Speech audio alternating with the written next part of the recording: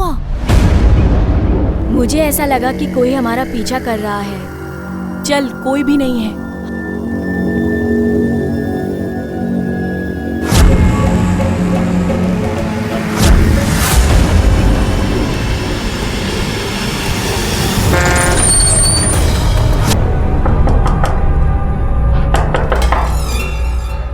अरे कहाँ थे विराज इतनी देर? कब से तुम्हारा इंतजार कर रहे हैं। अरे हे काय? खून? खून? काय झालं? विराज, बोलते क्यों नहीं विराज? अरे बोल ना, काय झालं? विराज, अरे क्या हुआ विराज? दरवाजा खोलो। बोलते क्यों नहीं विराज? विराज, विराज बोल तो सही, क्या हुआ? दरवाजा खोलो।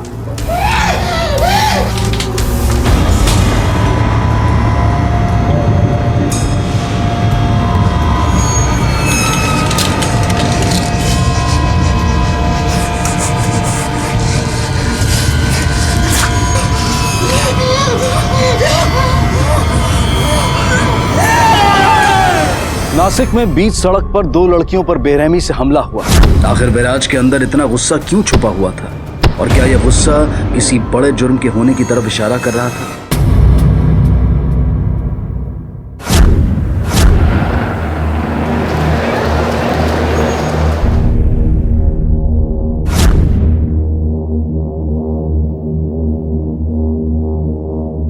ये लीजिए, आप भी लीजिए। अरे विशाखा, आरती दिखाई नहीं दे रही। आरती तैयार हो रही है, आती है बस थोड़ी देर में। आप हर बार ऐसे ही कहते हैं। एक बार कह दिया तो कह दे, मुझे और कुछ नहीं सुनना। ठीक है, तो मुझे भी कुछ नहीं सुनना। अरे ये क्या तुम लोग बच्चों की तरह लड़ाई कर रहे हो? और आरती, बड़े भाई से कोई ऐसे जबान लड़ाता है? हाँ, लेकिन शादी आपकी है या मेरी? मनीष किसी भी हालत में शादी का हिस्सा नहीं बन सकता। ठीक है, तो अब मुझे ये शादी नहीं करनी।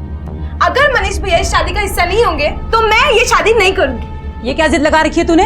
आप लोग क्या बच्चों की तरह लड़ रहे हो? हाँ, बाहर तक आवाज जा रही है आप लोगों की। कुछ परिवार और समाज के बारे में सोचो तुम लोग।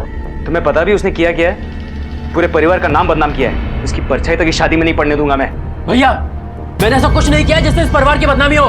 तो ये सब क्या है? हाँ, अपने से 12 साल बड़ी औरत से शादी की हमारे मर्जी के खिलाफ, और उस पर से जुबान चलाता है। तुम्हारी इस हरकत की वजह से तुमने हमारे खानदान का नाम बहुत बहुत ऊंचा किया है। अगर आपने एक शब्द और बोला ना तो मैं आपको छोड़ूंगा नहीं।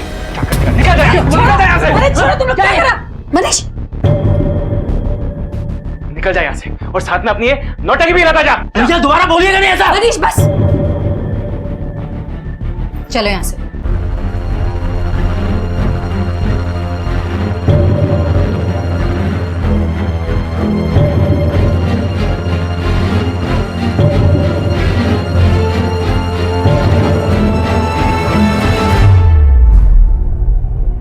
विकास, विकास,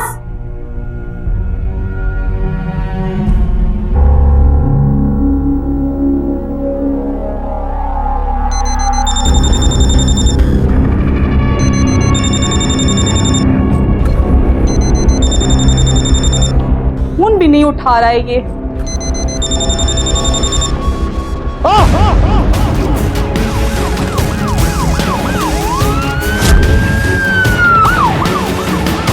आसपास देखो और कुछ होता है क्या?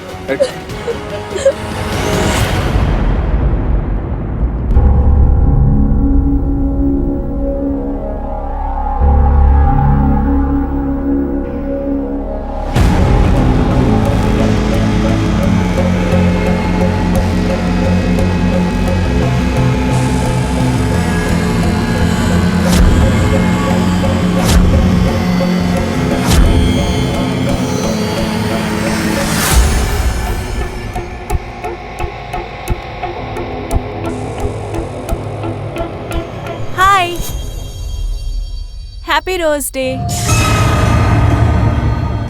तुम यहाँ क्यों बैठे हो? चलो ना, कहीं बाहर चलते हैं। बाहर मौसम भी कितना अच्छा है। क्या हुआ?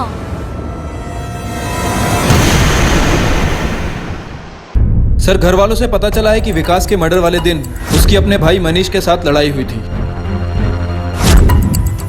लड़ाई की वजह? कि मनीष ने घर वालों के खिलाफ जाकर सुनंदा से शादी की।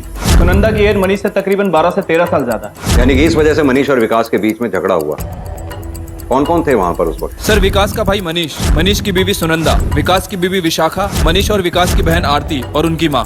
कैसे रिश्ते हैं इन लोगों के आपस में? सर विकास चाहता था कि मनीष आरती की शादी में ना आए। मनीष किसी भी हालत में शादी का हिस्सा नहीं बन सकता। अगर मनीष भैया इस शादी का हिस्सा नहीं होंगे तो मैं ये शादी नहीं करूंगी। आपका और आपके भाई विकास के बीच में झगड़ा हुआ था? जी सर, उस दिन हम दोनों के बीच काफी कहासुनी हो गई थी। सर हम दोनों के बीच काफी दिनों से प्रॉब्लम चल रही थी। आए दिन हम दोनों के झगड़े हो जाया करते थे। हमने तो ये भी सुना है कि विकास आप लोगों की शादी से खुश नहीं थे। जी हाँ सर, भैया चाहते थे कि मैं उनकी पसंद की लड़की से शादी करूं। दरअसल सर सुनंदा मुझसे 12 साल बड़ी है और उनकी मर्जी के खिलाफ मैंने शादी की, इसलिए। आरती और आपकी एज में काफी डिफरेंस है, फिर भी आप उससे शादी के लिए तैयार हो गए, ऐसा क्यों? सर विकास मेरा बहुत अच्छा दोस्त है और मैं उसे काफी समय से जानता हूँ। वैसे वो आरती के लिए लड़का ढूंढ ही रहा था, लेकिन मनीष की वजह से वो उस परिवार से कोई रिश्ता नहीं जोड़ना चाहता था। पिछले कुछ दिनों में आपने विकास के बिहेवियर में कुछ चेंज देखा, कुछ अजीब सा? नहीं सर, ऐसा तो कुछ नहीं हुआ था। बस अपनी बहन आरती की शादी को लेके वो थोड़ा परेशान रहता था। ठीक है सर, उस दिन शादी में सभी गेस्ट से मैंने पूछताछ की, उन सभी का यही कहना है। सर विकास की मनीष से लड़ाई होती थी सुनंदा को लेकर, उसके अलावा कि ना तो उन्होंने विकास को किसी से लड़ते देखा और ना ही किसी से बात करते। और कोई एक ऐसा तार है जो हमारी पकड़ से बाहर है। एक काम करो, ये पूरे परिवार के कॉल रिकॉर्ड्स निकलवाओ। Okay sir. मुंबई में पुलिस विकास के कत्ल की गुत्थी को सुलझाने की कोशिश कर रही थी और इधर नासिक में पुलिस को एक लड़की की लाश कचरे के पास पड़ी हुई मिली।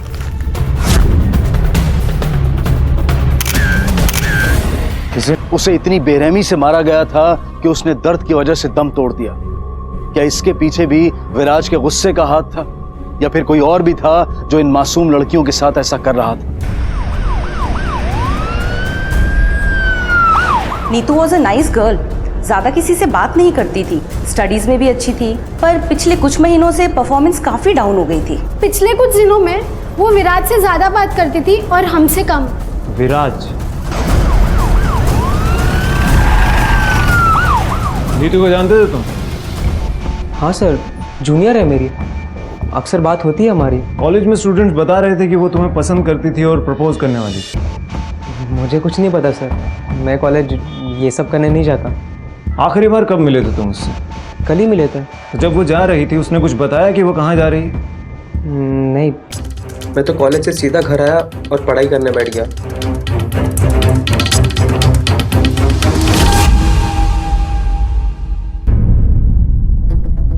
सर इन्होंने विकास को किसी से बात करते हुए देखा था। किससे बात करते हुए देखा था आपने विकास को? सर मुझे ये तो नहीं मालूम कि वो किससे बात कर रहा था, पर लग रहा था उनकी आपस में किसी बात को लेकर बहस हो रही थी। उस आदमी का चेहरा याद है आपको? सर उनका चेहरा मुझे अच्छी तरह से याद है। उसका स्केच बनवाने में हमारी मदद कर सकते हैं आप? क्यों नहीं सर। कामले, स्केच बनवा। होय साहब, आइए। विकास के मर्डर के कुछ दिन बाद आखिरकार पुलिस को इस केस में थोड़ी बढ़त मिली। किसी ने विकास को आखिरी बार किसी के साथ झगड़ते हुए देखा था और अब पुलिस के पास उस अनजान शख्स का स्केच था। और ये स्केच आसपास के सभी पुलिस स्टेशन में सर्कुलेट कर दो। Okay sir.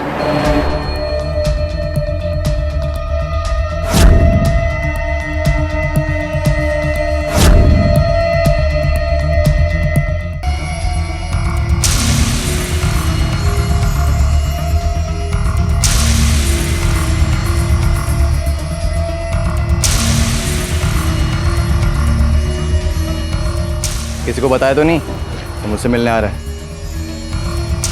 चल ठीक है, अभी निकल। और सुन, तेरा मेरा हिसाब बराबर है।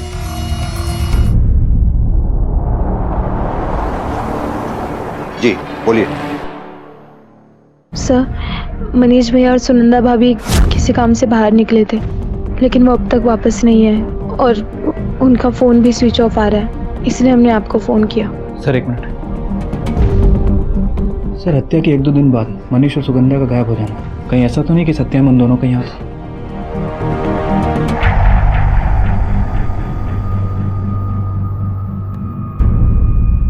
सर पोस्टमार्टम की रिपोर्ट आ गई है। उस लड़की को डंडे से बहुत बुरी तरह से मारा गया। राणे, पिछले महीने 2 लड़कियों को हॉकी स्टिक से मारा गया, लेकिन वो बच गए। ये दोनों केस काफी मिलते जुलते हैं। जी सर। वो फाइल लेकर आओ और दोनों लड़कियों से पूछताछ करो। Okay sir.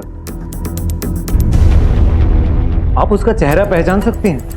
रात बहुत अंधेरा था, हम उसका चेहरा नहीं देख पाए। वो अचानक से पीछे से आया और हमें हॉकी स्टिक से मारने लगा। अच्छा, उस हमलावर के बारे में ऐसा कुछ बता सकती हो जिससे उसे पकड़ने में हमें आसानी हो? ऐसा कुछ तो याद नहीं।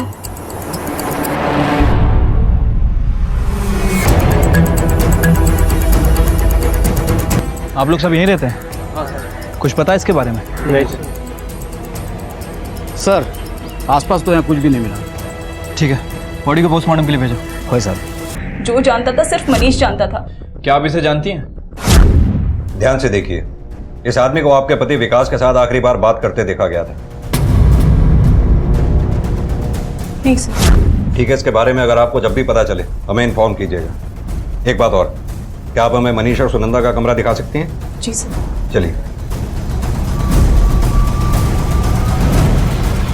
सुनंदा के पति की बॉडी एक पार्क से मिली थी, लेकिन चौंकाने वाली बात यह थी कि अपने पति की मौत के बाद सुनंदा किसी दूसरे मर्द के साथ थी।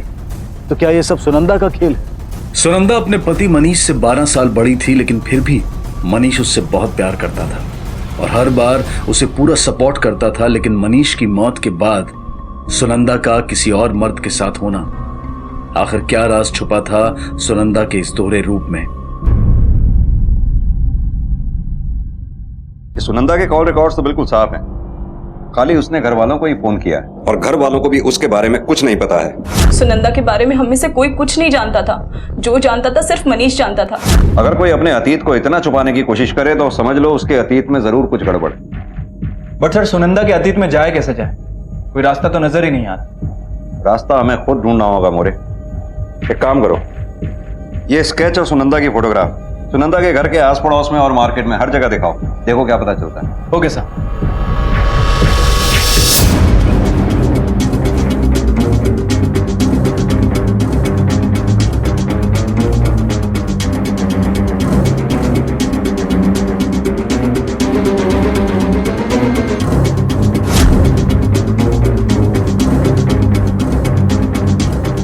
अरे सुनो, इसको कोई देखा है? हाँ जी, देखा है। 1-2 रोज पहले हमारे यहाँ फोन करने के लिए आई हुई थी। सर, ये सुनंदा ये पीछे पे आई थी किसी को फोन करने के लिए। ये पीछे से कॉल डिटेल्स निकलो, देखो किससे बात की उसने। वैसा है, चलो। ये मनीष और सुनंदा के बीच में रिश्ता कैसा चल रहा था? मेरा मतलब कोई लड़ाई झगड़ा हुआ था? नहीं साहब, उन दोनों के बीच तो लड़ाई हो ही नहीं सकती। मेरा बेटा सुनंदा को बहुत चाहता था, उसके पीछे पागल था, कुछ भी कर सकता था उसके लिए। आप लोगों को सुनंदा के मायके वालों के बारे में कुछ पता है? नहीं सर, अगर हम लोग सुनंदा से कुछ उसके मायके के बारे में पूछते थे ना, मनीष को अच्छा नहीं लगता था, इसलिए हम कुछ पूछते ही नहीं थे उससे। सब मनीष भैया और सुनंदा भाभी नासिक में ही मिले थे और वो वही रहती थी। इसका मतलब नासिक जाकर ही सुनंदा के बारे में कुछ पता चलेगा। अभी तक इस केस की प्राइम सस्पेक्ट सुनंदा है, इसलिए मुंबई पुलिस ने सुनंदा के बारे में पता लगाने के लिए नासिक पुलिस की मदद ली। कामी साहब, आपकी मदद चाहिए होगी हमें 2 लोगों के बारे में पता करने के लिए। बोलिए। सुनंदा नासिक की रहने वाली है और शादी करके मुंबई चली गई है। पहले सुनंदा के जेठ विकास का मर्डर होता है और फिर सुनंदा के पति मनीष का मर्डर होता है और साथ साथ सुनंदा भी गायब है। ये सुनंदा के पति की फोटोग्राफ है, ये सुनंदा की।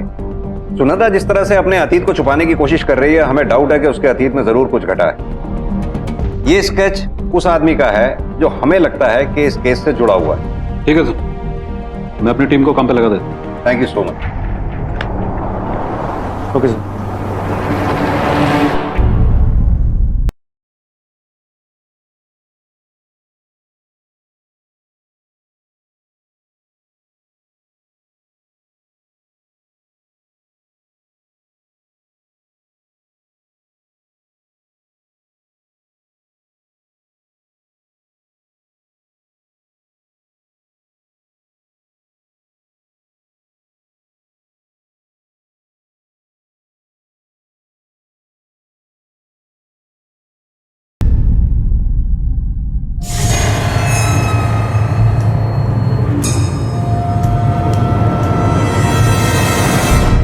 सर, कॉलेज से स्पोर्ट्स टीचर ने हॉकी टीम की लिस्ट भेजी है, उसमें विराज का नाम भी है। तलाशी लोग इसके घर जाके। जी सर।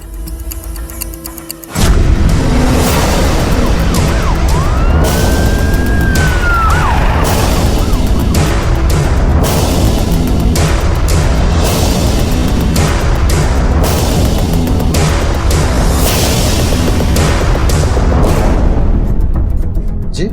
हमें आपके घर की तलाशी लेनी है। किस लिए? हमें शक है विराज पे कि उसी ने नीतू का खून किया है। खून? नहीं नहीं, वो ऐसा क्यों करेगा? हमें पूरा भरोसा है उस पर, वो ऐसा नहीं कर सकता है। वो सब बाद में देखा जाएगा, पहले आप हमें अपना काम करने दीजिए। देखिए, आप पहले अपना सर्च वारंट दिखाइए। जी देखिए, सर्च वारंट तो हम दिखा देंगे, हमें कोई दिक्कत नहीं है, लेकिन अब की बार विराज को उठा के लेके जाएंगे ना तो उसकी दिक्कतें बहुत ज़्यादा बढ़ जाएंगी।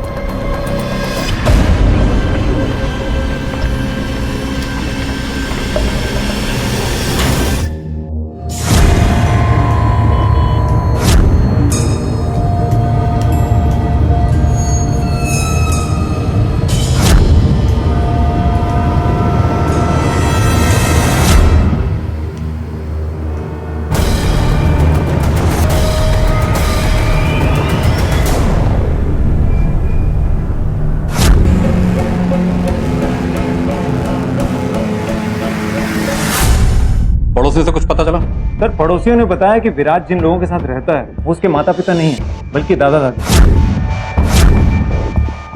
जब विराज 10 साल का था तब उसके पिता की डेथ हो गई और 2 साल बाद उसकी माँ किसी दूसरे आदमी के साथ भाग गई। माँ के ऑफिस के बारे में थोड़ा पता चला। दादा दादी ने जितना लोगों को बताया था उतना ही वो बता पाए। फिर तो हम दोनों से पूछताछ करनी पड़ेगी। साहब, विराज हमारा पोता है, उसके बाबा ने आत्महत्या कर ली थी। हमने ये बात विराज से छुपाने की बहुत कोशिश की, पर विराज बहुत होशियार है साहब। वो जब 10 साल का था तब से सब जानता है। और उसकी माँ? उसी ने तो हमारे घर को बर्बाद कर दिया। उसकी वजह से मेरे बेटे ने आत्महत्या की और वो अपनी बच्ची को यहाँ के लिए छोड़कर चली गई। अभी कहाँ है वो? पता नहीं है, और हमने जानने की भी कोशिश नहीं की, क्योंकि हम नहीं चाहते हैं कि विराज इन सब बातों को याद रखे। उसकी कोई फोटोग्राफ? मैं लेके आता हूँ। ये शुर सुनो। सर, ये तो वो सुनंदा है जिसको मुंबई पुलिस ढूंढ रही है।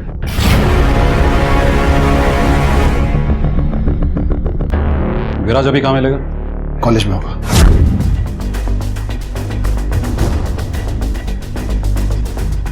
सर, मुझे नहीं पता माँ कहाँ है।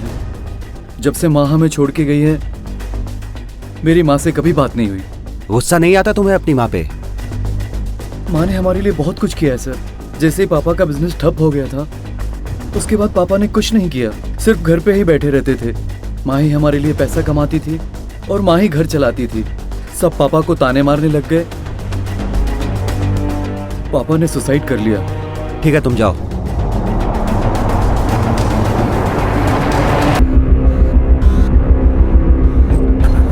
तुम लोग मुझ पे विश्वास कर सकते हो। मुझे इस तरह कहतियों की तरह रखने की क्या जरूरत है? चुपचाप खाना खाओ। ये तेरे नखरे ना मेरे सामने नहीं चलेंगे। अंशुल आएगा ना तब उससे प्यार वाली बातें करना। वो दोबारा तुम्हारे प्यार में पागल होगा। मैं पागल नहीं हूँ, समझी?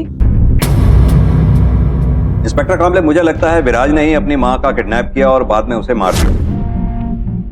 मात्रे साहब, विराज से बात करके हमें बिल्कुल भी नहीं लगा कि वो अपनी माँ पे गुस्सा है। माँ ने हमारे लिए बहुत कुछ किया है सर। जैसे ही पापा का बिजनेस ठप हो गया था माँ ही हमारे लिए पैसा कमाती थी और माँ ही घर चलाती थी। अपने पिता की मौत के लिए भले ही विराज अपनी माँ को जिम्मेदार ना मानता हो, लेकिन बचपन में उसे छोड़कर चले जाने के लिए वो अपनी माँ को जिम्मेदार जरूर मानता हो। क्या एक बच्चा अपनी उस माँ को माफ कर सकता है जो उसे 14 साल की उम्र में छोड़कर चली गई थी और फिर कभी पलटकर उसके बारे में पूछा तक नहीं? लेकिन विराज ने पुलिस को बताया कि वो अपनी माँ से नाराज नहीं। विराज के स्टेटमेंट से अब तक कुछ क्लियर नहीं था। पुलिस को यह तो समझ में आ गया था कि सुनंदा और विराज माँ बेटे हैं, लेकिन अभी तक ये नहीं पता चल पाया था कि ये केसेस आपस में कैसे जुड़े हुए हैं। Excuse me. Yes sir, may I help you? कोई सुनंदा नाम की औरत आपकी कंपनी में काम करती थी? 1 मिनट सर, मैं चेक करती हूँ। इस नाम से तो किसी ने हमारे कंपनी में कभी काम ही नहीं किया। कंपनी के पुराने रिकॉर्ड देखिए जरा। 1 मिनट सर। नहीं है सर। अच्छा, इस ऑफिस के अलावा आपके और भी कोई ऑफिस है? हाँ, हमारे ऑफिसेस पुणे, मुंबई और बैंगलोर में भी है। वहाँ के एम्प्लॉयज़ की डिटेल्स देख सकती हैं आप? Yes sir. Sir Pune office में एक सुनंदा है जिन्होंने पिछले साल ही ज्वाइन किया। क्या ये वही है? नहीं सर। ठीक है, थैंक यू। कमाल की बात है, आपको ये भी नहीं पता कि आपकी बहू रोज कहाँ काम पे जाती थी। सर मैं सच कह रही हूँ, उसने सिर्फ हमें ये बताया था कि वो किसी कंपनी में काम करती है और शादी के बाद उसने अपना ट्रांसफ़र भी मुंबई करवा लिया था। इससे ज़्यादा हमें कुछ नहीं पता सर। सर इस केस की कोई दिशा ही नहीं नजर आ रही, घूम फिर कर हम फिर से परिवार पे ही आ गए। लेकिन दायरा बड़ा होता जा रहा है, लोग बढ़ते जा रहे हैं इसमें। हो सकता है शायद इन्हीं में से कोई फंसे। सर सुनंदा को किसी और वजह से भी तो किडनैप किया जा सकता है। लेकिन फिरौती का कोई कॉल नहीं आया मोरे, और ना ही इनके पास इतना पैसा है देने के लिए। कि जिस किसी ने भी ये काम किया है, मुझे लगता है निजी कारणों की वजह से किया है। हो सकता है किडनैपर सुनंदा से किसी बात का बदला लेना चाहता है। एक काम करो, ये स्केच नासिक के हर मोहल्ले, हर दुकान, पब्लिक प्लेसेस पे सर्कुलेट करो। कोई ना कोई तो ऐसा होगा जो सामने आएगा। वैसे भी हमारे पास मनीष और विकास के मर्डर केस में कोई लीड नहीं है। ये सुनंदा हमारे हाथ आ जाए तो शायद इस केस में कोई लीड मिले। Right sir.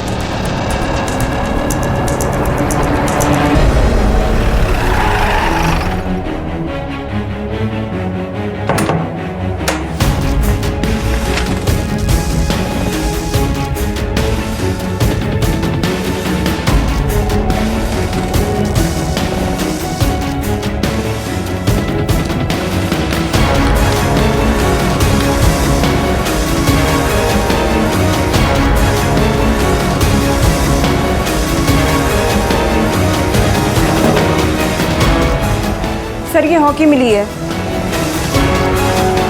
ठीक है, इसे फोरेंसिक भिजवा दो। सर सुनंदा ने जिस पीसीओ से बात की थी उसके कॉल डिटेल्स आ गए। उस दिन उसने विराज से भी बात की। इसका मतलब विराज ने हमसे झूठ बोला। जब से माँ हमें छोड़ के गई है, मेरी माँ से कभी बात नहीं हुई। विराज, तुमने हमसे झूठ क्यों बोला कि 3 साल पहले तुम्हारी सुनंदा से बात हुई थी? तो वो पीसीओ के रिकॉर्ड के मुताबिक सुनंदा के गायब होने से कुछ दिन पहले तुम्हारी सुनंदा से बात हुई थी। देखो, अब झूठ बोलने से कोई फायदा नहीं। जो जानते हो सच सच बता दो।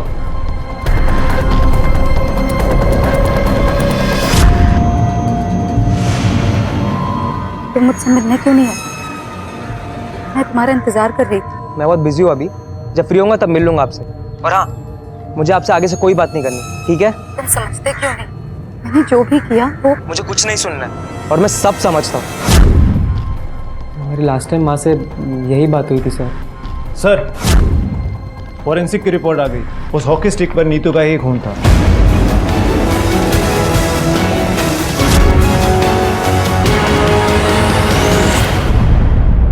लड़कियां पसंद नहीं करती थी तुझे। उनका पीछा करने के बाद भी जब तुझे कुछ नहीं मिला तो तू उन्हें मारता था। लड़कियों की जान तेरी हवस के आगे बहुत कम जरूरी लगी तुझे। हाँ, मैंने ऐसा कुछ नहीं किया। जो भी किया तुम सोच समझ के किया। मैंने कभी नीतू का पीछा नहीं किया, लेकिन नहीं, उसे अपनी इज्जत का ख्याल ही नहीं था। दोस्त थी मेरी, हम अच्छी खासी बातें करते थे, पर वो भी दूसरी लड़कियों की तरह निकली जो किसी के साथ भी नाच लेती हैं, किसी भी चीज का ख्याल नहीं होता उन्हें। अब गुजरती उसके परिवार पे, जब वो देखते उसे ऐसे, सबकी सब कैरेक्टरलेस है, सब। सोच समझ कर अगर तूने ये काम किया है तो बिना सोचे समझे तो तू फिर क्या ही करता?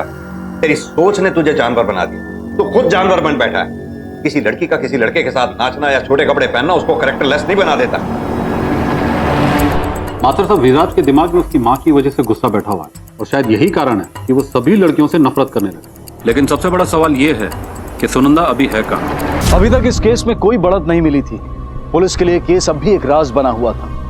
और दूसरी तरफ ये सुनंदा के साथ क्या हो रहा था? अंशुल जो कभी उससे प्यार का दावा कर रहा था तो कभी उसे खिलौने की तरह इस्तेमाल कर रहा था। अंकल एक वड़ा पाव देना।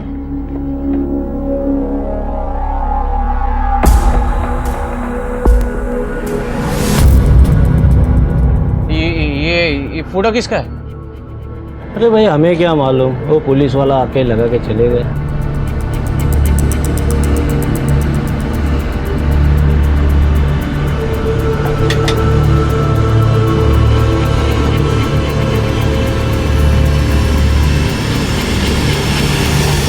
एक कांस्टेबल की ड्यूटी लगाओ मुंबई में इस पूरे परिवार पर नजर रखने के लिए। मुझे पूरे परिवार के बैंक रिकॉर्ड्स और ट्रांगुलेशन रिकॉर्ड्स चाहिए। Right sir. हाँ मोरे, एनी अपडेट? सर, अंशुल और उसकी फैमिली के बैंक स्टेटमेंट और फाइनेंशियल रिकॉर्ड, सर इससे साफ पता चलता है कि उस फैमिली के अकाउंट में कैश डिपॉजिट होता। पता चला है पैसों को लेकर आपके परिवार में कुछ समस्या चल रही थी? नहीं सर, ऐसी तो कोई बात नहीं है। आपके बैंक की स्टेटमेंट के हिसाब से हर महीने आपके अकाउंट में कैश में पैसे डिपॉजिट होते थे। सर वो मनीष की कोई रेगुलर जॉब तो थी नहीं, वो फ्रीलांस काम करता था, तो उसके छोटे मोटे कॉन्ट्रैक्ट मिल जाते थे और अधिकतर उसकी पेमेंट कैश में ही होती थी सर, इसीलिए हमारे अकाउंट में कैश में ही पैसे जमा होते थे।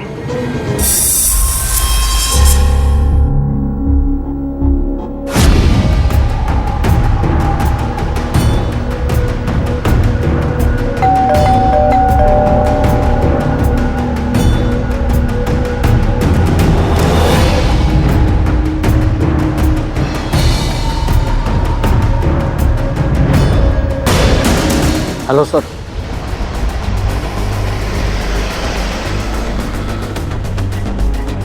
ये तुम्हारी फोटो है ना? हाँ सर। 5 फेब को तुम मुंबई में थे?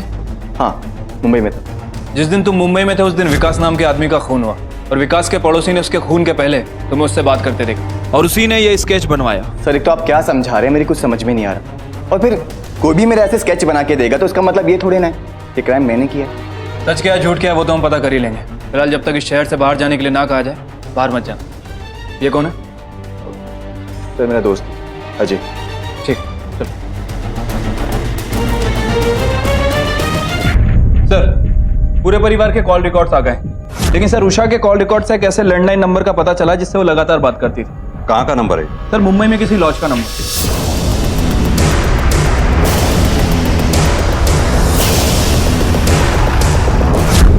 इनमें से किसी को जानते हो? सच सच बता दो, वरना तुम्हारी ये लॉज भी बंद होगी और साथ में तुम भी बंद होगे।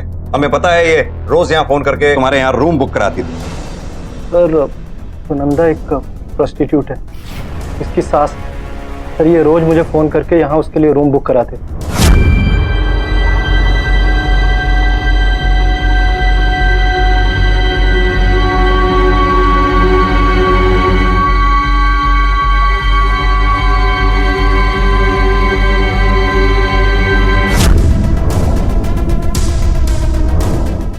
सर उसकी सास हमेशा उसके साथ आती थी और काम होने के बाद उसे यहाँ से लेकर चली जाती थी। पैसों का पूरा हिसाब किताब भी वही रखती है सर, और इनका बेटा भी इनके साथ आता था। बेटा? मोरे, इन दोनों में से कौन सा बेटा है? सर ये बात। विकास, आपने अपनी बहू को जबरदस्ती प्रोस्टिट्यूशन में धकेला, उसे किडनैप करवाया, जरा सी भी शर्म नहीं आई आप लोगों को? बोलो, जवाब दो। ये बात सही है कि हमने उससे जबरदस्ती एक काम करवाया था, इसके अलावा मेरे पास कोई रास्ता नहीं था। पैसों की बहुत जरूरत थी, विकास के पास कोई परमानेंट जॉब नहीं थी और मनीष कोई भी काम अच्छे से नहीं कर रहा था। और आपकी इतनी बात कहने से सुनंदा मान गई? नहीं सर, वो मानी तो नहीं थी, लेकिन हम लोगों को पता चल गया था कि शादी के पहले वो इन सब गलत कामों में थी, लेकिन मनीष को नहीं पता था साहब। इसीलिए मैंने उसे ब्लैकमेल किया कि अगर वो ये सारे काम हमारे लिए नहीं करेगी तो हम मनीष को बता देंगे। नहीं माँ जी, मैं वो सारे काम दोबारा नहीं कर सकती। मत कर विकास, एक काम करते हैं, इसके अतीत के बारे में है ना मनीष को सब बता देते हैं, तो वो खुद ही से धक्के मार के घर से बाहर निकाल देगा। वो मनीष को खोना नहीं चाहती थी, इसीलिए उसने हाँ कर दी इस काम के लिए। लेकिन सर, हमने सुनंदा का किडनैप नहीं किया है, ना ही हमने अपने बेटे को मारा है। क्यों मारेंगे अपने बेटे को? सच कह रही हूँ सर। सर अंशुल के कॉल डिटेल्स आ गए। सर कॉल डिटेल्स के हिसाब से अंशुल विकास के मर्डर वाले दिन विकास के घर के आसपास मुंबई में ही। पता करो ये अंशुल इस वक्त है कहाँ पर और इसका विकास के साथ कनेक्शन क्या है। Okay sir. जिस दिन विकास का खून हुआ तो मुंबई में था ना? सर मैंने आपको बताया तो था, कि मैं मुंबई में ही था। वो क्या है ना कि काम के सिलसिले में आना जाना लगा ही रहता है। उस दिन विकास के घर के बाहर क्या कर रहा था? सर बहुत सारे पैसे लेने मुझे उससे, बस इसी वजह से गया था। तो फिर उस दिन झूठ क्यों बोला? इन दोनों भाइयों ने मुझसे खूब पैसे लिए हुए और जब वापस मांगे तो सर आनाकानी करने लगे। सर ये मनीष तो कुछ काम करता ही नहीं है और ये विकास, इसने भी अपने ऑफिस में खूब हंगामा किया, तो सर इसे भी ऑफिस से निकाल दिया। अब सर मुझे बताओ, आप कहाँ से पैसे देते मुझे? और फिर तूने विकास को मार दिया? भला मैं क्यों मारूंगा उसे? मैं उससे मिलने गया था, मिला और वापस आ गया। सर इससे ज्यादा मुझे कुछ नहीं पता।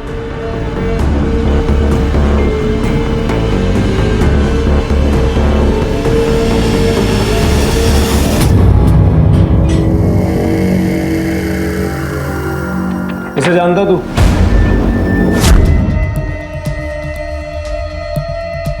किसी को बताया तो नहीं तो मुझसे मिलने आ रहा है? नहीं, किसी को नहीं बता। नहीं सर। पक्का?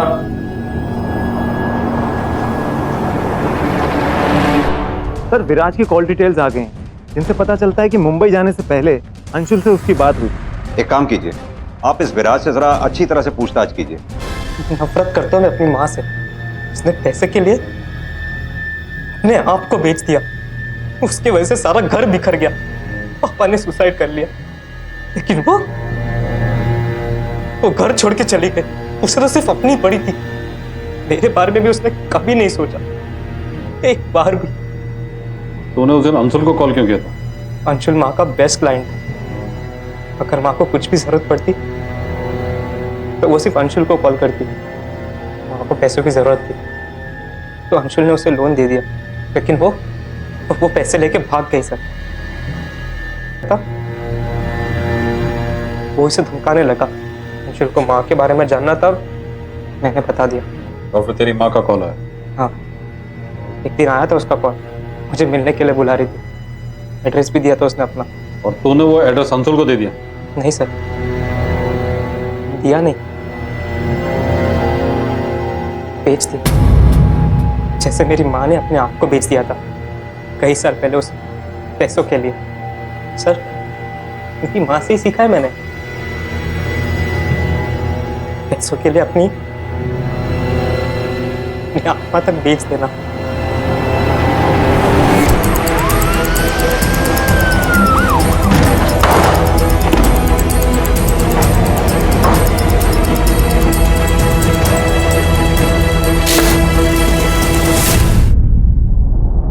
सर मुंबई नासिक हाईवे पर अंशुल के मोबाइल की लोकेशन ट्रेस हुई।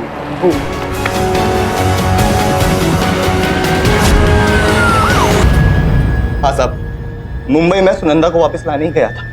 साली ने जिंदगी खराब कर दी मेरी। साली ने प्यार का नाटक मुझसे किया और शादी की उस मनीष से।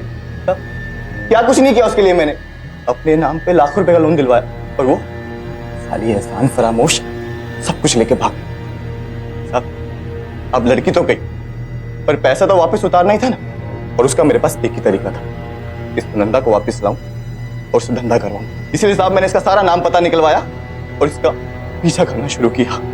साहब मेरे दिमाग में ऑलरेडी सेट था, इसके पति को टपकाऊंगा और इसको वापस लेके आऊंगा। और एक दिन मैंने देखा साहब इसे विकास के साथ, वो रोज आता था, इसको लेके जाता था, तो मुझे लगा साहब ये इसका पति है।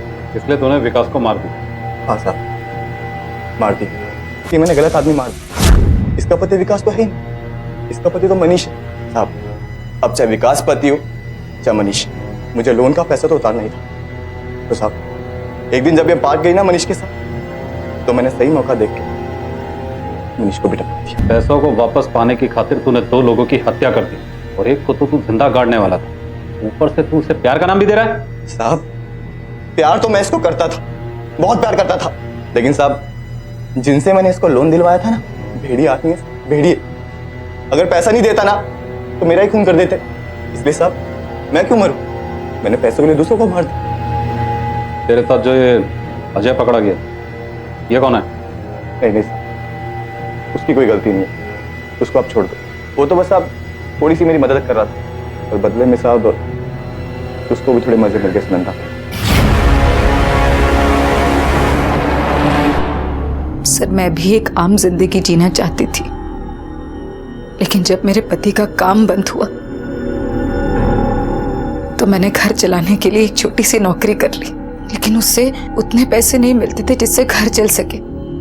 ज्यादा पढ़ी लिखी भी नहीं हूँ, फिर मेरे सास ससुर ने मुझे इस कीचड़ में ढकेल दिया और मैं नहीं चाहती थी कि इस बारे में मेरे बेटे को कुछ भी पता चले। सिर्फ मेरे पति को ये बात पता थी और जब उन्होंने आत्महत्या कर ली तो मेरा बेटा मुझसे नफरत करने लगा था। शायद उसे ये पता चल गया था कि उसकी माँ एक गंदी औरत है और मैं उससे नजरें नहीं मिला पा रही थी। तब मुझे मनीष मिला। मैं अपने बेटे का सामना नहीं कर पा रही थी सर, और मैंने मनीष से शादी कर ली और नासिक से मुंबई चली आई। मनीष मुझसे बहुत प्यार करता था, सबसे लड़ता था मेरे लिए। उसे मेरे अतीत के बारे में कुछ नहीं पता था, लेकिन यहां मेरे जेठ विकास और मेरी सास जरूर जानते थे कि मैं नासिक छोड़कर मुंबई क्यों आई थी। और फिर वो लोग मुझे ब्लैकमेल करने लगे। इस गंदे काम में मुझे फिर से ढकेला। घर में पैसों की जरूरत थी, सिर्फ इसलिए। मुझे कहीं ना कहीं ये डर था कि अगर मेरे अतीत का सच मनीष के सामने आ गया तो शायद मैं मनीष को खो दूंगी, और मैं मनीष को खोना नहीं चाहती थी, क्योंकि एक वही तो था जो मेरी कद्र करता था। इसलिए सर मैं वही करती रही जो मेरे जेठ और मेरी सास ने मुझे करने के लिए कहा।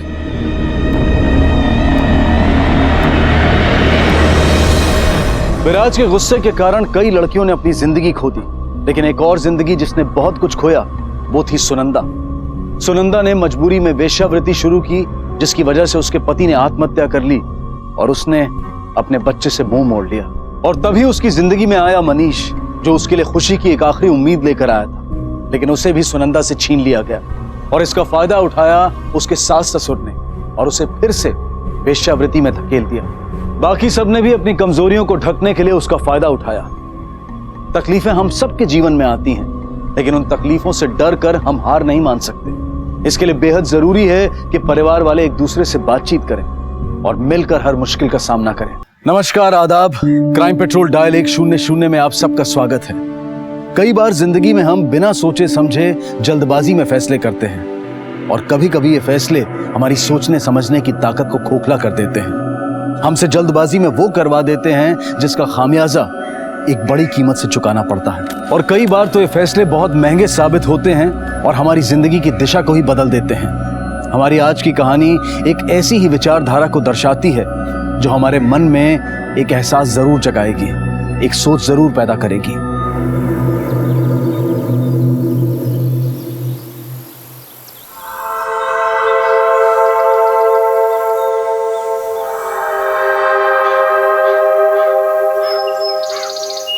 ये ले पानी पी ले, सब ठीक हो जाएगा।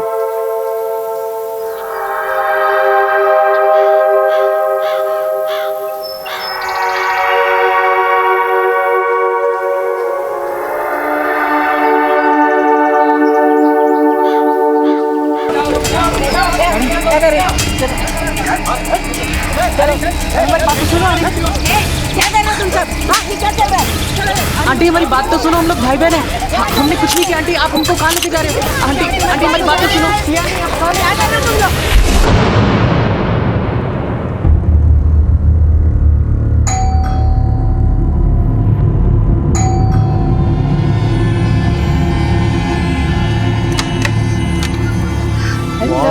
बहुत तेज भूख लगी, जल्दी खाना लगाइए। हाँ। और हाँ जल्दी, वरना मेरी मूवी छूट जाएगी। मूवी देखने जाना है मुझे, ठीक है? लेके आती। हाँ।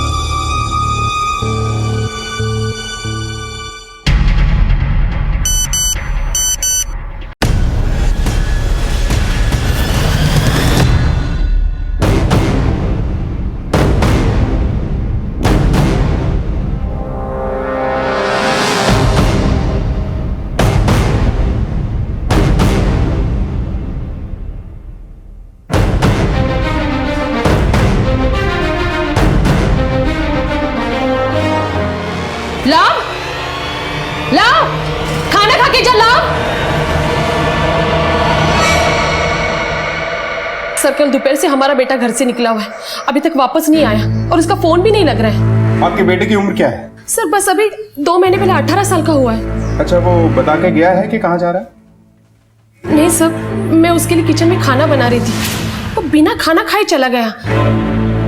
हाँ, जाने से पहले बोल रहा था कि दोस्तों के साथ मूवी देखने जाना है। कौन से दोस्तों के साथ? नहीं सर, ये तो मैंने पूछा ही नहीं, लेकिन ऐसा पहली बार हुआ है कि वो रात भर घर नहीं आया और देर होने पे कम से कम वो फोन तो करता है। हाँ सर, लव कभी भी रात भर घर से बाहर नहीं रहा। आपने उसके दोस्तों से पूछा? सर 1-2 दोस्तों को हम जानते हैं, लेकिन उन्हें भी कुछ पता नहीं। अच्छा, लव कौन से स्कूल में पढ़ता है? एपी पब्लिक स्कूल में। Sir 12th class, section C, science student है। आप अपने बेटे की कोई फोटो लाए? जी सर, ये लीजिए सर। आपका बेटा बाइक से ट्रेवल करता है? जी सर, हमने उसके बर्थडे पे गिफ्ट की थी। पांडे, ये फोटो को आसपास के सभी पुलिस स्टेशन में सर्कुलेट करो, और बाइक का ये नंबर बिल्कुल क्लियर दिख रहा है। अपने खबरियों को कहो कि ध्यान रखें अगर ये बाइक कहीं मिलती है। और हाँ, इसके कॉल रिकॉर्ड्स को चेक करो, देखो कि आखिरी बार इसके फोन से किस नंबर पे कॉल किया गया, और इसके स्कूल में भी पूछताछ करते हैं, शायद कुछ पता चले। Yes sir. सर उस दिन स्कूल से घर जाते हुए हम पार्क में बैठ गए थे, क्योंकि नेहा की तबीयत खराब हो गई थी सर। हमें गलतफहमी में पकड़ा गया था, तो मम्मी पापा ने पुलिस स्टेशन में आके क्लियर किया कि हम दोनों भाई बहन हैं, गर्लफ्रेंड बॉयफ्रेंड नहीं। फिर जाके पुलिस ने इनको जाने दिया। सर लव ने इस बात को लेकर पूरे स्कूल के सामने हमारा तमाशा बना दिया था। लव बहुत दिखावा करता है सर, क्योंकि वो बहुत पैसे वाला है। जब देखो तब सबको नीचा दिखाने में ही लगा रहता था। ऐसा कोई दिन नहीं था कि वो किसी को नीचा ना दिखाए। लेकिन सर ये एंटी रोमियो ड्राइव इंसिडेंट पे बात बहुत बढ़ गई थी। तुम और लव तो कजन हो, एक ही घर में रहते हो ना? नहीं सर, हम लोग अलग अलग घर में रहते थे। कल स्कूल खत्म होने के बाद तुम लोग लव से मिले थे? नहीं सर। कल स्कूल खत्म होने के बाद में तुम दोनों कहाँ गए थे? सर स्कूल खत्म होने के बाद हम सीधा घर ही गए थे। सर लव के फोन ट्रैकिंग से पता चला है कि उसकी लास्ट लोकेशन फजलपुर मैदान की थी। सीधा फजलपुर मैदान चलते हैं, हो सकता है लव के बारे में बाकी जानकारी हमें वही मिले। Yes sir. कहते हैं कि बच्चों के चरित्र में उनके घर की परवरिश का असर जरूर दिखाई देता है। पुलिस को अब तक जितना भी लव के बारे में पता चला था, उससे यही जाहिर होता है कि लव को अपने पिता के पैसे और रुतबे का काफी अहंकार था। और ये जग जाहिर है कि अहंकार अक्सर पतन का कारण बनता है। क्या लव का यही अहंकार उसकी जिंदगी के पतन का कारण बनने वाला था?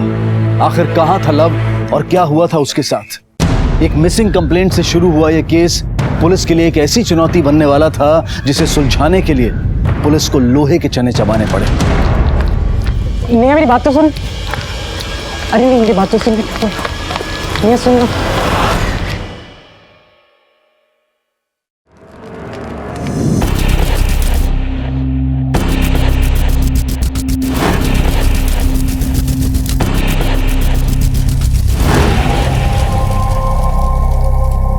जी बिल्कुल पंडित जी। हाँ क्या? अजय सुनिए। क्या लव वहां भी नहीं है? ठीक है। पंडित जी कह रहे थे इस पूजा के बाद हमारा लव शाम तक वापस घर आ जाएगा। अगर कभी इन ढकोसलों से निकलकर तुमने लव की पढ़ाई पे ध्यान दिया होता ना, तो आज ये नौबत नहीं आती। आप मेरे विश्वास पे उंगलियां उठा रहे। लव के ना बोर्ड के एग्जाम सर पर है, तुमने उसे मूवी देखने की परमिशन दी थी। अरे पूछो अभी के बच्चों को देखा है कभी? शुभम और नेहा कितनी मेहनत से पढ़ाई करते हैं दोनों। लव के लिए क्या नहीं किया मैंने? उसकी हर जिद पूरी की। और एक तुम हो, हमेशा उसकी तरफदारी करती रहती। आप मेरे बेटे में खामियां निकालना बंद कीजिए। वो भी जब पूरी दुनिया पुष्पा भाभी के बच्चे की करतूत के बारे में बातें कर रहे हैं। जब भी देखो पुष्पा भाभी की बड़ाई करते रहते हो। देख ली उनकी परवरिश।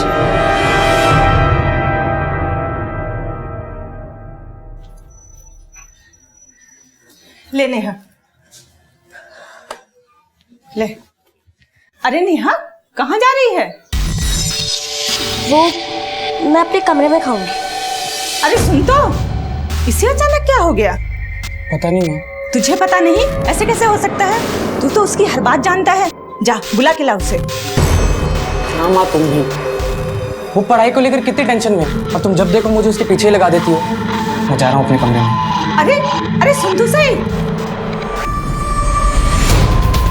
सर वो बाइक देखिए, वो बाइक लव की बाइक जैसी लग रही है। 1 मिनट गाड़ी रोको।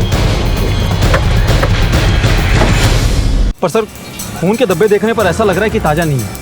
और अगर हम ये मान लें कि लव के खून के निशान हैं, तो लव इस वक्त कहाँ होगा और वो घर क्यों नहीं लौटा? इसके अलावा सोचने वाली बात एक और है पांडे, कि लव यहाँ अकेले में किससे मिलने आया होगा या किस काम से। खैर ये टायर के निशान को अच्छी तरह से चेक करो और ये ब्लड के सैंपल लो। लव के घर से उसका टूथब्रश लेके उसके डीएनए से मैच करके देखते हैं कि वाकई ये लव का खून है या किसी और का।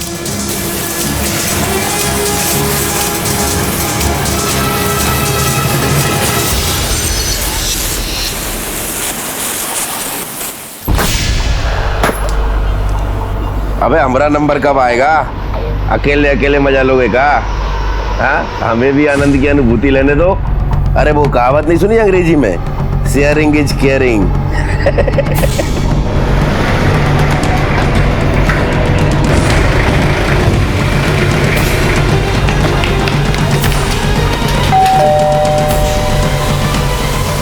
फजलपुर मैदान के पीछे हमने लव की बाइक खोली। सब मेरा बेटा लो। देखिए वहीं पास ही हमें कुछ खून के धब्बे भी मिले। सब मेरे बेटे लव को कुछ हुआ तो नहीं? अभी कुछ भी कह पाना जल्दबाजी होगी, लेकिन उन खून के धब्बों के साथ लव का डीएनए मैच करने के लिए हमें लव का टूथब्रश चाहिए होगा।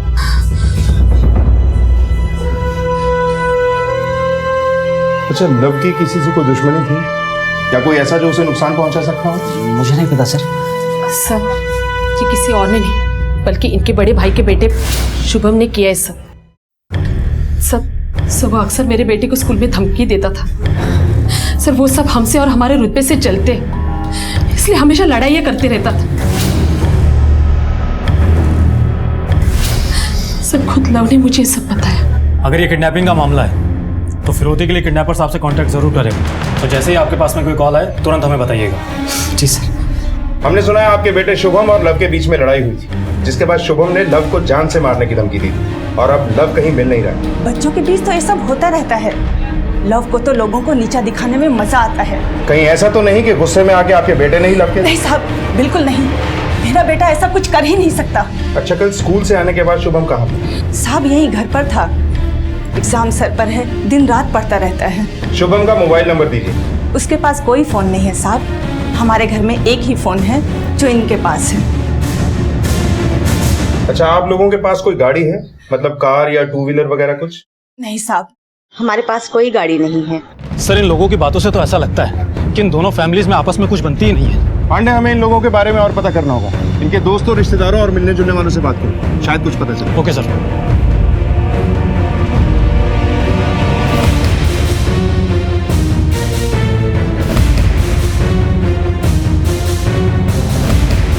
सर हमने राजेश के परिवार वालों के बारे में पूछताछ की। पूछताछ के दौरान पता चला है कि राजेश अनिल का बड़ा भाई है। इनके माँ बाप बचपन में ही गुजर गए। राजेश ने ही अनिल की सारी जिम्मेदारी उठाई थी, उसको पढ़ाया लिखाया और अनिल को राजेश ने मैकेनिक वर्कशॉप खोलने में भी मदद की थी। लेकिन अब उस वर्कशॉप का मालिक अनिल है और राजेश उसमें सुपरवाइजर का काम करता है। बड़ा भाई छोटे भाई के अंडर काम करता है, ये क्या मतलब है? और जो दुकान राजेश ने खोली थी, अब उसका मालिक अनिल कैसे हो गया? सर यही नहीं, दोनों भाइयों की लाइफ स्टाइल भी एकदम अलग है। दोनों को देखकर ऐसा लगता है कि इनके बीच में कुछ भी ठीक नहीं है। एक काम करो, इस राजेश से मिलकर पता करो कि दोनों भाइयों के बीच में चल क्या रहा है। और राजेश अपनी ही दुकान पर अपने ही छोटे भाई के अंडर एक मामूली सी नौकरी कर रहा है। ये बात हजम नहीं हुई मुझे।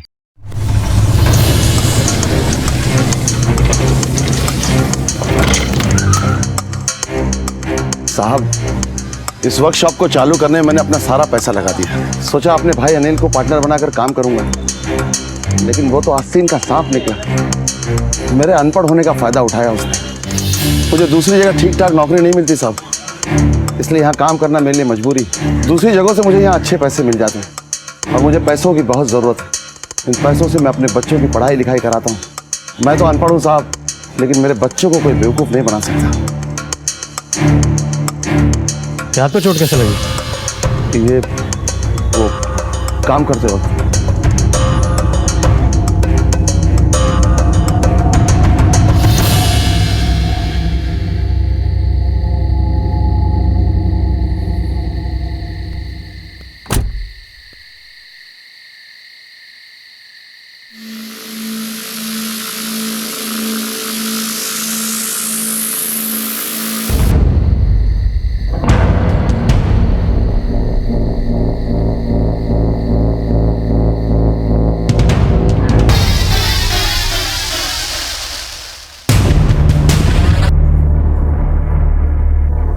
क्यों, क्या हुआ? अब अकेले बैठ के रोने से क्या फायदा? मैं कह रही हूं ना कि नेहा और शुभम ने लव को गायब किया है। आप उनसे जाके पूछिए ना कि कहाँ मेरे बेटे को छुपा के रखा है। आप पूछते क्यों नहीं है? मैं किस बात की बिना पर अपने बड़े भाई साहब के बच्चों पर उंगली उठाऊं? तुम्हारी इस सुनी सुनाई बातों की बिना पर? अरे कुछ तो सोच कर बोला करो कल्पना। सोच कर ही बोल रही हूँ। उन्होंने मुझे बताया था कि कैसे शुभम मुझसे छोटी छोटी बातों पर झगड़ा किया करता था, बल्कि आपके भाई साहब की पूरी फैमिली हमारी तरक्की से चलती। अरे बस करो, उन पर उंगली उठाने से पहले अपने अंदर झांक कर देख। तुमने अपने लाइफस्टाइल के चक्कर में ना लव को बिगाड़ रखा है, और कोई बहुत बड़ी बात नहीं कि लव के इसी शो ऑफ के चक्कर में किसी ने उससे दुश्मनी निकाली हो।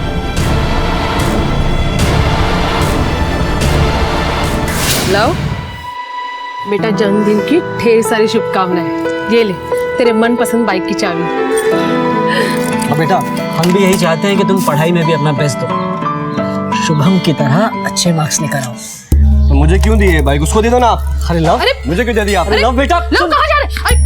आपने इसके शुभम के साथ कंपेयर करना बंद कर दीजिए। और वैसे भी लव शुभम से भी बहुत ज्यादा होशियार है। पढ़ाई लिखाई और मेहनत इसको करने की क्या जरूरत है? इसके लिए जो भी करना है वो हम है ना, और बिजनेस भी तो है। इसे जो मजे करना है वो करने दीजिए। वैसे भी ये वक्त वापस लौट के नहीं आता है। जब हम किसी को नापसंद करते हैं तो हमें उनकी हर बात बुरी लगती है। हम पर कोई भी तकलीफ आती है तो उसका जिम्मेदार हम उन्हें ही ठहराते हैं। और ऐसा ही हो रहा था इन दो परिवारों के बीच। इनके आपसी रिश्तों में कड़वाहट भर गई थी, एक दूसरे के लिए मन में मैल भर गई थी। तो क्या लव का गायब होना इसी कड़वाहट का नतीजा था? क्या लव अपनी ही किसी बुरी करनी का शिकार हो गया था, या फिर वो अपने माँ बाप के बुरे कर्मों की सजा भुगत रहा था? क्या लव के गायब होने के पीछे वाकई राजेश का हाथ था? आखिर कहाँ था लव? गुजरते वक्त के साथ राज भी गहरे होते जा रहे थे। लव की बाइक के साथ खून के धब्बों का मिलना इस जुर्म की संजीदगी को बयां कर रहा था, और पुलिस इस मामले की तह तक जाने के लिए जी जान से जुट गई। सर ये रही डीएनए रिपोर्ट। सर रिपोर्ट के मुताबिक खून के धब्बे किसी और के नहीं बल्कि लव के ही हैं। सर मुझे तो ऐसा लगता है कि ये किडनैपिंग का मामला नहीं बल्कि मर्डर का है, और हो सकता है कि लव को किसी ने मार कर ठिकाने लगा दिया। और शायद वहां मिले टायर के निशान उसी कार के होंगे जिसमें डालकर लव को ठिकाने लगाया गया। हो सकता है सर। पांडे, राजेश कार की वर्कशॉप में काम करता है। वहां से वो इजीली एक कार लेकर क्राइम करके निकल सकता है, और राजेश के दिल में अपने भाई के लिए नफरत भरी हुई है। वो ये जानता है कि अनिल अपने बिजनेस को बढ़ाने की सोच रहा है। हो सकता है कि राजेश इस बात से अपसेट हो कि उसके बच्चों को उसका हक नहीं मिला, और उसका बदला लेने के लिए उसने लव के साथ कुछ कर दिया। सर ये भी तो हो सकता है कि ये काम शुभम और नेहा ने किया हो, क्योंकि वो लोग भी लव से परेशान थे। हो सकता है कि शुभम ने किसी वर्कशॉप से कार किराए पे ली हो। पांडे, एक काम करो, इन सब की डिटेल्स को क्रॉस चेक करो, और ये भी चेक करो कि 15 अक्टूबर को राजेश के फोन की लोकेशन क्या है। Yes sir.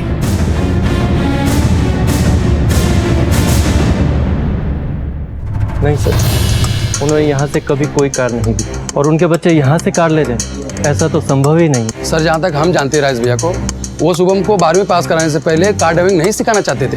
वो तो उसकी पढ़ाई लिखाई पे काफी ध्यान देते थे। राजेश भाई के पास इतना पैसा ही कहाँ है कि वो कोई कार खरीद ले। सर शुभम तो एकदम पढ़ाकू है, और जैसा कोई फ्रेंड भी नहीं है जिससे उसको गाड़ी मिल सके।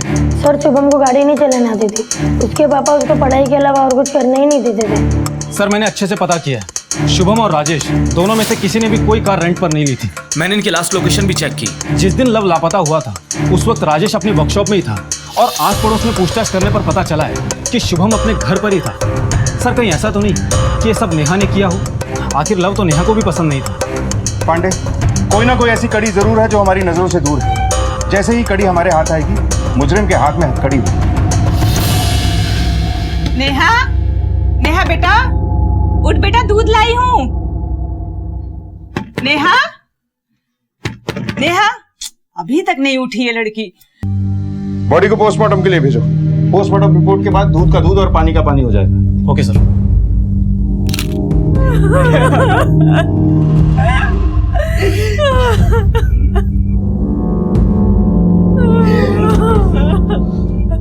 आप लोग जरा बाहर जाएंगे, हमें फैमिली से कुछ बात करनी है।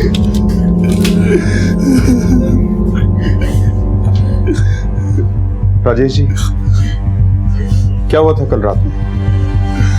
सर, नेहा को उसकी प्री बोर्ड की रिपोर्ट कार्ड मिली थी। मार्क्स बहुत कम थे, एक सब्जेक्ट में तो फेल ही हो गई थी, इसलिए शायद वो बहुत घबरा गई और रात में घर आई।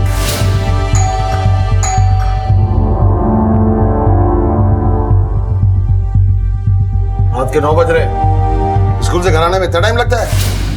रात में अकेली आई थी या किसी के साथ? मेरा बेटा शुभम था उसके साथ। क्या नेहा के ऊपर पढ़ाई को लेकर दबाव था? नहीं साहब, ऐसा कुछ भी नहीं था। पता नहीं उसने ऐसा क्यों किया।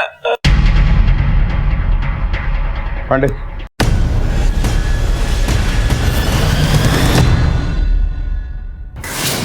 पापा ये मेरा रिपोर्ट कार्ड। आपसे मैंने कहा था बच्चों पर पढ़ाई के लिए दबाव मत डालिए, लेकिन आप नहीं माने। मुझे मेरी बच्ची वापस दीजिए, मुझे मेरी बच्ची चाहिए। पांडे, दोनों भाइयों के परिवार में अजीब सी कशमकश है। पहले छोटे भाई अनिल का बेटा लव गायब हो जाता है। हम इस केस को सुलझाने निकलते हैं कि बड़े भाई राजेश की बेटी नेहा की संदिग्ध हालत में मौत हो जाती है। यह महज एक इत्तेफाक नहीं हो सकता। जरूर कुछ ऐसा है जो हमारी नजरों के बहुत पास है, लेकिन हमें नजर नहीं आ रहा है। सर, राजेश के मुताबिक नेहा अपने प्री बोर्ड्स मार्क्स को लेकर काफी परेशान थी, इसीलिए दोनों बहन भाई घर भी लेट आए थे। हो सकता है कि उसके माँ बाप हमें ना बता रहे हों और वो नेहा पर पढ़ाई का दबाव डालते हों, जिसकी वजह से नेहा ने सुसाइड कर लिया हो। सर नेहा की पोस्टमार्टम रिपोर्ट। सर, नेहा की मौत फांसी लगने से हुई है। सर, सबसे चौंकाने वाली बात तो ये है, पोस्टमार्टम रिपोर्ट के हिसाब से कुछ दिन पहले ही नेहा का अबॉर्शन हुआ था। अबॉर्शन? मतलब नेहा ने सुसाइड मार्क्स कमाने की वजह से नहीं की? जरूर कुछ ऐसा है जो उसके घर वाले हमसे छुपा रहे हैं।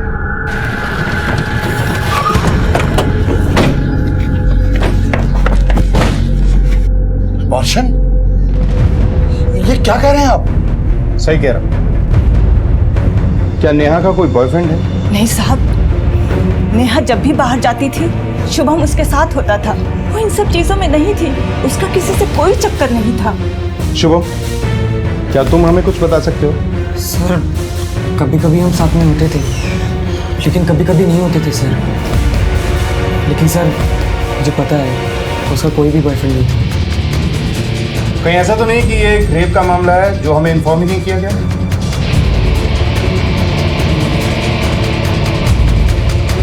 से कुछ भी छिपा रहे हैं तो मैं आपको बता दूं कि ऐसा करना कानूनन जुर्म है। नहीं साहब, ऐसा होता तो हम पहले पुलिस कंप्लेंट करते। अच्छा, क्या इन दिनों आपने नेहा के बर्ताव में कुछ अजीब सा महसूस किया था? हाँ साहब, इन दिनों वो खोई खोई सी रहती थी और बहुत परेशान भी रहती थी। अरे नेहा, कहाँ जा रही है? वो मैं अपने कमरे में खाऊंगी। मुझे तो लगा वो अपने बोर्ड एग्जाम के दबाव की वजह से ऐसा बर्ताव कर रही थी। शुभम, तुमने भी कुछ नोटिस किया था क्या? नहीं सर, मुझे भी यही लगा था कि वो अपने एग्जाम्स की वजह से स्ट्रेस्ड है। 16 साल की उम्र में नेहा प्रेग्नेंट हुई, उसका अबॉर्शन भी हुआ और उसके घर वालों को कोई खबर तक नहीं। सर, इन्हें देखकर तो ऐसा लगता है कि इनके मुंह पर कुछ और दिल में कुछ और। इस नेहा की हिस्ट्री खंगालो, इसके पास्ट के बारे में पता चलेगा, तभी हम इसका प्रेजेंट पता कर पाएंगे। Yes sir.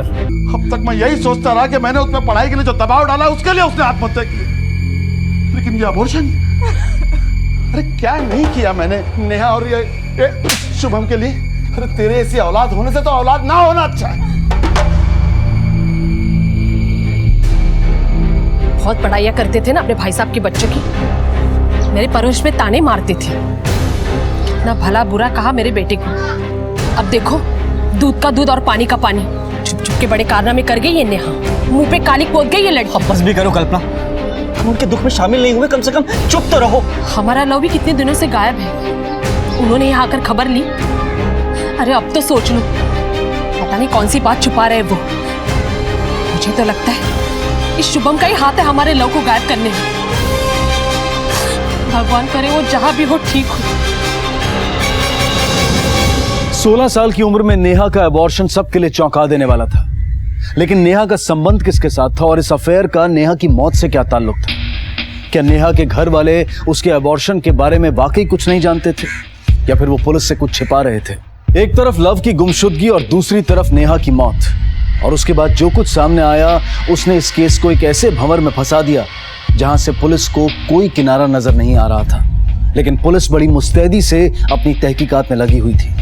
मैम, वो लड़की किसी लड़के से बात तक नहीं करती थी, वो हमेशा लड़कियों के साथ ही रहती थी। नहीं मैम, उसका कोई बॉयफ्रेंड नहीं था, वो बहुत ही सिंपल लड़की थी और अपने पापा से बहुत डरती थी। सर, मैंने एक दिन नेहा को कार में देखा था एक आदमी के साथ। जो ऑलमोस्ट उसकी डबल एज का लग रहा था। सर देख के तो ऐसा लग रहा था कि वो नेहा का बॉयफ्रेंड है।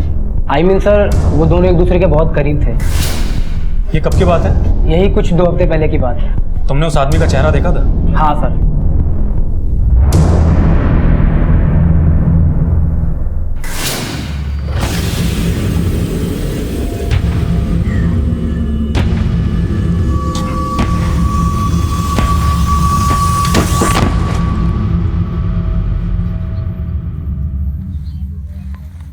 भाई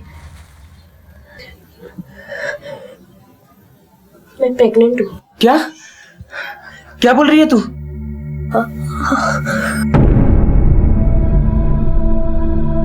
देख तू टेंशन मत ले, मैं देखता हूँ कैसे क्या करना है।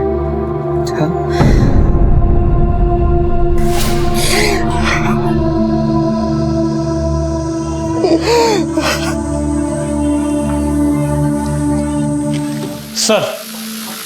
सर स्केच बन गया।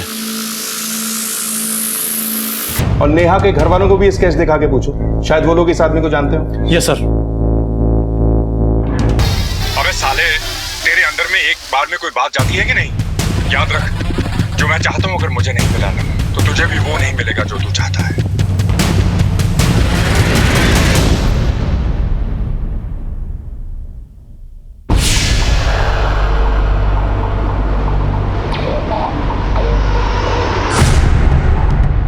इसे देखा आपने कभी? नहीं साहब, इसे पहले कभी नहीं देखा। आपने देखा? जी नहीं। शुभम, तुमने देखा इसे? नहीं सर, मैंने भी नहीं देखा।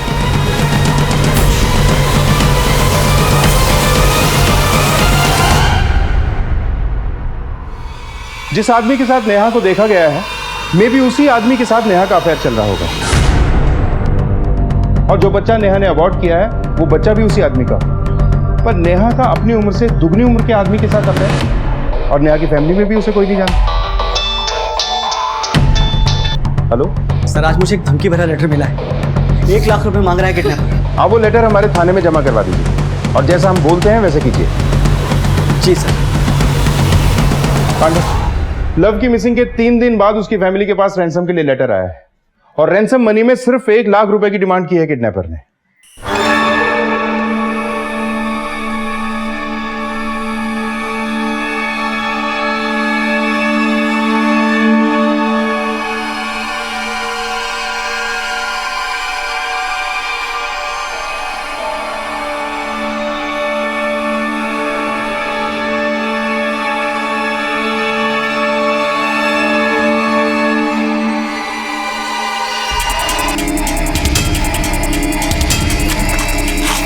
मारो इसे।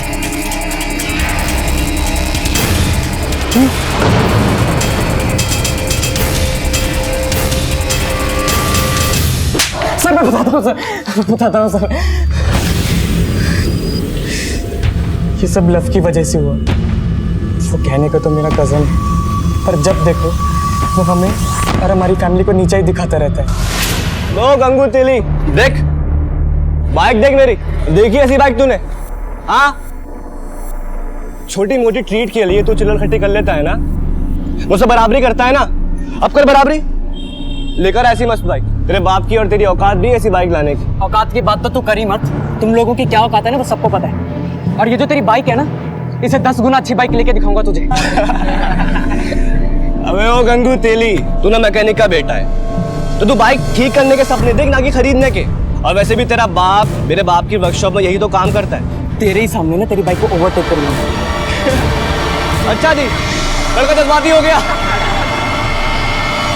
मैंने उसे चैलेंज किया था कि मैं भी उसे नई बाइक लेकर दिखाऊंगा। मुझे पता था कि इतने सारे पैसे सीधे रास्ते से तो आ नहीं सकते, तो बस मैंने रास्ता ही बदल दिया। मैं जुआ खेलने लगा। मैंने अपनी मम्मी के 50,000 के जेवर जुए के दाव में लगा दिए, और जैसा मैंने सोचा था उससे उल्टा ही हुआ। मैं जुए में सब कुछ हार गया।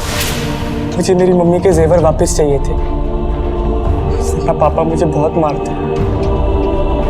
फिर मैंने जुए के अड्डे से पैसे उधार लिए। सरजू भाई, वो ज्वेलरी मेरी मम्मी की मुझे किसी भी हालत में वापस चाहिए। देख, मेरे पास एक बंदा है जो तुझे 50,000 रुपये दे सकता है। लेकिन 40% ब्याज पर। और एक बात याद रखना, अगर तूने पैसे नहीं दिए ना तो तेरी जिंदगी झंड कर देंगे हम। मैं आपके सारे पैसे वापस कर दूंगा। सर भाई प्लीज प्लीज मुझे वो पैसे दिलवा दीजिए। हाँ ठीक है, बात करता हूँ। एक बच्चा है, 50,000 रुपये मांग रहा है, 40% ब्याज पर। फिर मैंने एक और दाव खेला भाई, इस बार मैं वो बाजी भी हार गया।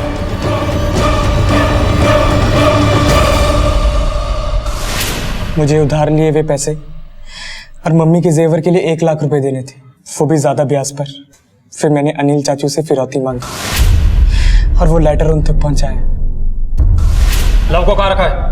सर मैं सच बोल रहा हूँ, मैंने सिर्फ फिरौती मांगी थी, मुझे नहीं पता लव का है। सुताई तब तक करो जब तक सच नहीं होगा। देखो नहीं सर मेरी बात तो सुना सर, मैंने कुछ नहीं किया सर। जल्दी पैसा कमाने और अपने मान सम्मान को बढ़ाने के लिए शुभम ने गलत रास्ता चुना, लेकिन वो ये भूल गया कि गलत रास्ता हमें सिर्फ गलत मंजिल पर ही ले जाता है और जिसका परिणाम सिर्फ बुरा ही होता है। शुभम ने जो कुछ भी किया उससे उसके माता पिता के सपने चकनाचूर होते दिखाई दे रहे थे।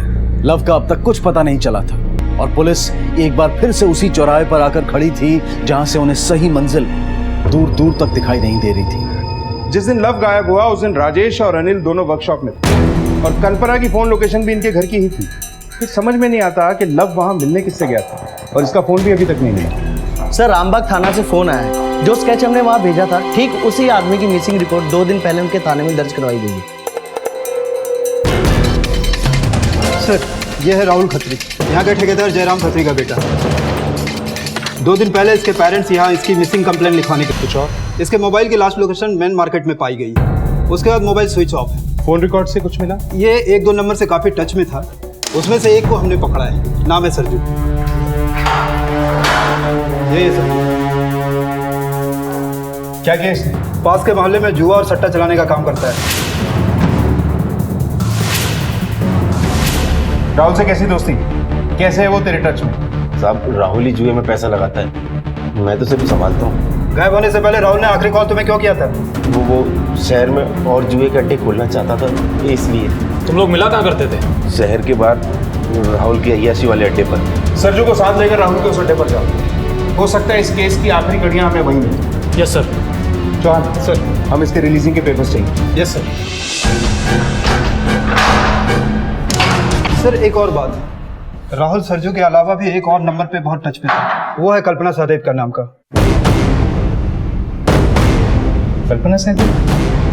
लगता है लव और नेहा के केस से धुन हटने वाली है और इस केस के मुजरिम हमारी गिरफ्त में आने ही वाले हैं। जी नहीं सर, आप जैसा सोच रहे वैसा कुछ नहीं है, मेरा यकीन कीजिए। हमारे पास तुम्हारे और राहुल के कॉल रिकॉर्ड्स हैं, तुम्हारी भलाई इसी में है कि सच सच बता दो।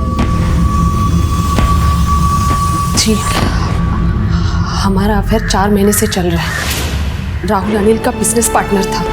अनिल का वर्कशॉप अपग्रेड करने के लिए राहुल फाइनेंशियली हेल्प करता था। हमारी मुलाकात तब भी हुई थी। तुम्हारे इस अफेयर के बारे में तुम्हारे पति अनिल और बेटा लव जानता था? जी नहीं सर।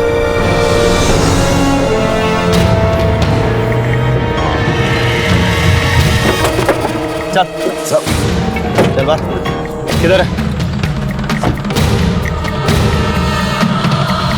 सर राहुल की बॉडी मिली हमें। क्या? ठीक है, हम अभी आ रहे हैं वहां। सर 1 मिनट आइए, कुछ दिखाना है। ये देखिए सर, इस सब जगह पे टाइल्स लगी हुई है, केवल इतनी सी जगह की टाइल्स निकली है। खुदवाओ इसे। सर ये देखिए। सर ये मोबाइल और चाकू। राहुल और लव की बॉडी का एक ही जगह पे मिलना और राहुल का कल्पना के साथ नाजायज संबंध होना एक ही तरफ इशारा करता है कि लव की मौत और नेहा की सुसाइड के बीच में कोई ना कोई कनेक्शन जरूर है। दोनों की बॉडीज को पोस्टमार्टम के लिए भिजवाओ। Yes sir.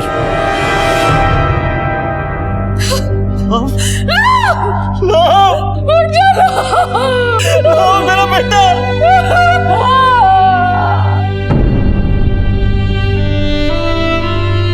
सर ये रही लव की पोस्टमार्टम रिपोर्ट्स।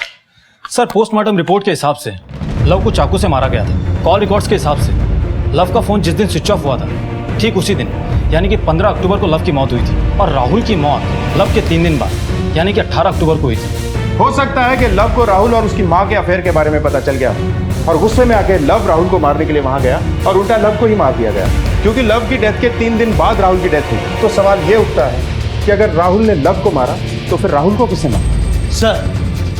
सर लव की बॉडी से जो चाकू मिला था उसके फिंगरप्रिंट्स राहुल के फिंगरप्रिंट से मैच हो गए। एक बात और सर, गाड़ी के टायर के निशान भी राहुल की ही गाड़ी के हैं। डीएनए रिपोर्ट के हिसाब से लव का ब्लड बाइक पर लगे ब्लड से मैच हो गया। सर इन सब बातों से तो आपकी बात सही लग रही है।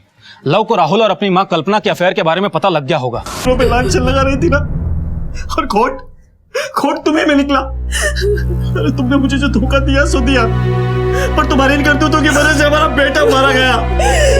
मुझे माफ कर दो, मुझसे बहुत बड़ी गलती हो गई। सर नेहा के नाखूनों में जो मिट्टी हमें मिली थी वो राहुल के अड्डे से मैच हो गई है। राजेश के मुताबिक नेहा की सुसाइड वाली रात शुभम और नेहा दोनों साथ में ही घर में आए, जिसका मतलब है कि शुभम काफी कुछ छुपा रहा है। मैं बताता हूँ सर, मैं बताता हूँ। जुए वाली रात को सरजू ने राहुल को बोल के मुझे 50,000 दिलवाए। एक बच्चा है 50,000 रुपए मांग रहा है 40% ब्याज पर, ताकि मैं अपनी माँ के जेवर छुड़वा सकूं। सब कुछ हार गया था। मैं राहुल से कुछ वक्त मांगने के लिए गया, लेकिन मुझे नहीं पता था कि उस शाम नेहा भी मुझे फॉलो कर रही थी। नेहा ने तेरा पीछा क्यों किया? नेहा मुझे कुछ टाइम से परेशान देख रही थी। मतलब अपनी बहन को राहुल से बचाने के लिए तुमने राहुल को मारा? नहीं सर, और बर्दाश्त नहीं करूंगा मैं। सिर्फ 16 साल की है बच्ची, तूने इसकी पूरी जिंदगी बर्बाद कर दी। अभी अबॉर्शन हुआ है इसका। तुम्हारे और तुम्हारी बहन के साथ इतना सब कुछ हुआ, अगर तुम पहले ही अपनी फैमिली या पुलिस को बता देते तो तुम्हारी बहन जिंदा होती।